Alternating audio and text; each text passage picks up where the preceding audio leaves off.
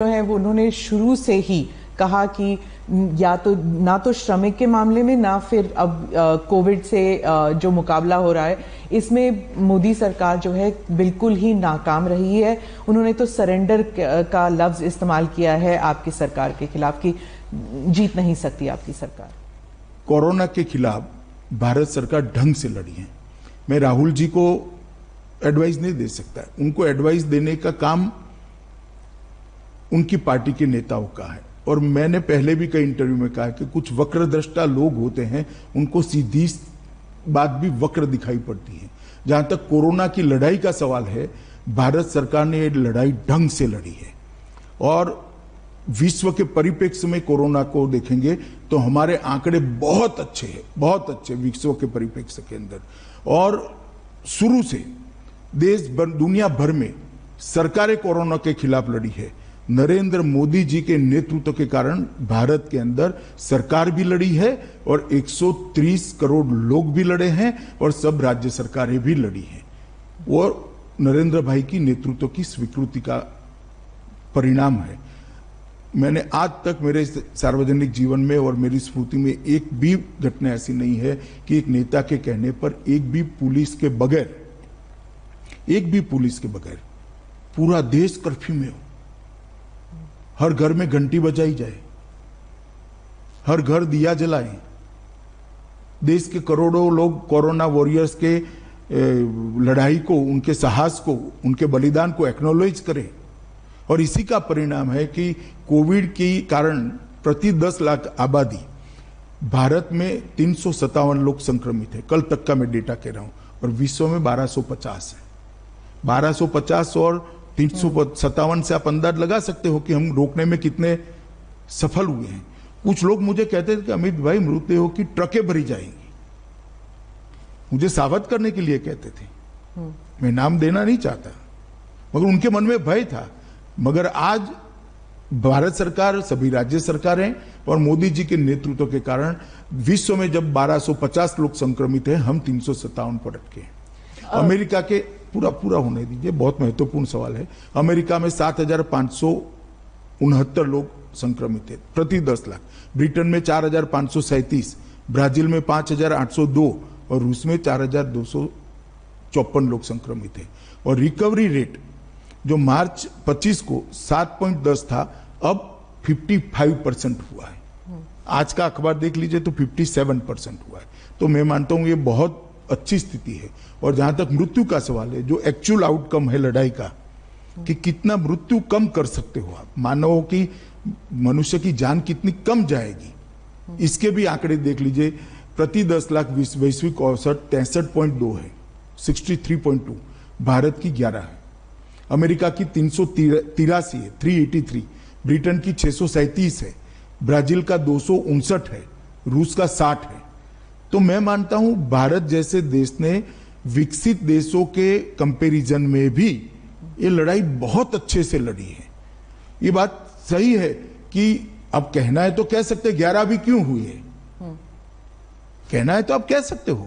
आप विकसित देश के बारे में कह रहे तो भारत विकासशील देश है और हमारे लिए डेवलपिंग नेशन है। तो हमारे लिए जो है इकोनॉमी को एक to bring it back to normalcy, उसके लिए इंडस्ट्री का फिर से शुरू होना बहुत ज़रूरी है। और जब श्रमिक चले गए हैं तो जो स्मॉल स्केल इंडस्ट्रीज हैं वो तो प्रोडक्शन कर ही नहीं पा रहे हैं। तो how is it going to improve, how is the देखिए, श्रमिक चले गए हैं, टेम्पररी बात है। आप पहले मेरी बात समझ कर चलिए, परमानेंट नहीं गए। पर अगस्त तक तो रेलवेज चलेंगे नहीं, तो फिर कैसे आएंगे? रेलवेज आज भी चालू है। रेलवे आज भी देश के 90% रेलवे स्टेशनों को रेलवे ने कनेक्ट कर लिया है। ये बात सही है कि अभी की स्थिति में कोई नहीं चाहेगा कि दूसरे राज्य में जाए, परिवार वाले जाने भी नहीं देंगे कुछ समय, मगर ये वैश्विक स्थिति है। मुझे पूरा भरोसा है कोरोना काल में नरेंद्र मोदी सरकार ने इस समय का उपयोग करते हुए ढेर सारे रिफॉर्म्स किए हैं, चाहे कोयले के क्षेत्र में हो, खदानों के क्षेत्र में हो, चाहे इलेक्ट्रिसिटी के क्षेत्र में हो, इंडस्ट्रियल पॉलिसी के अंदर लचीलापन लाना, बदलाव लाना, बैंकिंग सिस्टम के अंदर बदल लाना हो, ढेर सारे बदलाव किए हैं। और कोरोना के बाद की स्थिति को देखते हुए हमने करे। तो मुझे लगता है हमारा बहुत बड़ा एफर्ट्स है जो निश्चित परिणाम लाएगा। हाँ, परंतु टेम्पररी पूरे विश्व की अर्थव्यवस्था को जब असर होगी तो भारत भी कैसे बच सकता है। मगर वो असर को मिनिमाइज करने के लिए, कम से कम करने के लिए नरेंद्र मोदी जी ने बहुत सारे एफर्ट्स किए हैं, सफल नेतृत्व किया है देश का, और इसका परिणाम भी अच्छा आएगा। 3 या 4 महीने हो चुके हैं, पूरे मुल्क का फोकस जो था वो कोविड पे था और अभी भी है, लेकिन राजनीति बैक सीट नहीं ले सकती। आपने हाल ही में ट्वीट किया था इमरजेंसी को लेकर, जब आपने कहा था कि बोलने के लिए फ्रीडम नहीं है कांग्रेस पार्टी में, और कांग्रेस पार्टी के कुछ लोग कहते हैं तो क्या बीजेपी में है? बीजेपी में भी लोग बोल नहीं सकते हैं। तो क्या आपकी पार्टी में भी डेमोक्रेसी है?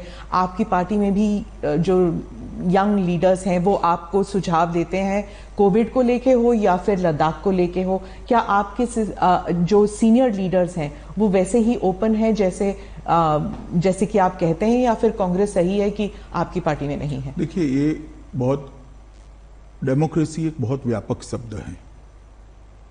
डिसिप्लिन और स्वतंत्रता भी अपने अपने संदर्भ, अपनी जगह रखते हैं। इस सब दायरे से बाहर निकलकर मैं एक बात आपको कहना चाहता हूं। कांग्रेस पार्टी अगर ये सवाल पूछती है तो मैं थोड़ा आपको सवाल पूछना चाहता हूं। अडवाणी जी के बाद श्री राजनाथ जी, बाद में श्री नितिन जी, बाद में फिर राजनाथ जी, मैं बना, अब नड्डा जी बने। कोई परिवार का आदमी है क्या? इंदिरा जी के बाद कांग्रेस पार्टी का एक अध्यक्ष बता दीजिए जो गांधी परिवार के बाहर है। क्या डेमोक्रेसी की बात करें? और मैंने कोविड के समय कोई राजनीति नहीं करी। आप मेरे 10 साल के ट्वीट निकाल दीजिए सार्वजनिक बयान, हर 25 जून को मैं बयान देता हूं कि इमरजेंसी एक ऐसी चीज है जिसको देश की जनता ने याद रखना चाहिए, क्योंकि हमारे लोकतंत्र के मूल पर, इसकी नींव पर प्रहार हुआ था। इस देश की जनता ने कभी भूलना नहीं चाहिए। किसी भी राजनीतिक कार्यकर्ता ने, किसी भी नागरिक ने, किसी भी सिटीजन ने इसको नहीं भूलना चाहिए। ऐसे प्रयासों को हमेशा याद रखना चाहिए और इसके खिलाफ जागरूकता भी रखनी चाहिए। और ये कोई एक दल की बात नहीं है, देश के लोकतंत्र पर जो आघात हुआ था इसकी बात है। हर बार प्रसंग के अनुरूप उसकी भाषा बदलती है, इसका टोन बदलता है, परंतु वो ट्वीट मेरा एंटी